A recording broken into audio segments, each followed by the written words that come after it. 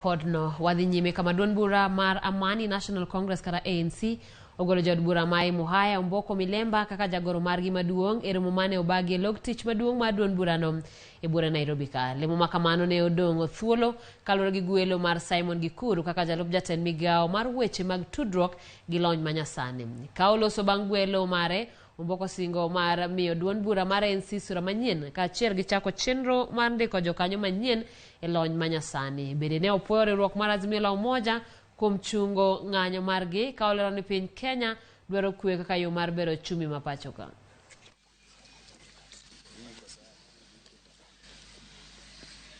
From the Youth League, I want to call out all other parties that are within the coalition of Kenya Kwanza to know that ANC is back,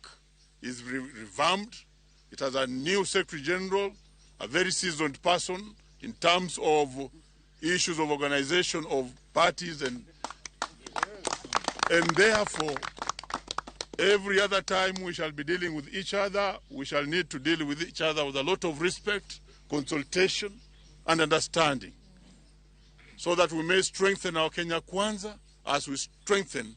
the political parties that are under the umbrella of Kenya Kwanza. And let's go back to the bipartisan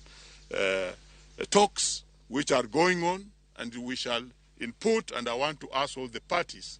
to go in with clean hands so that they can make the government move forward.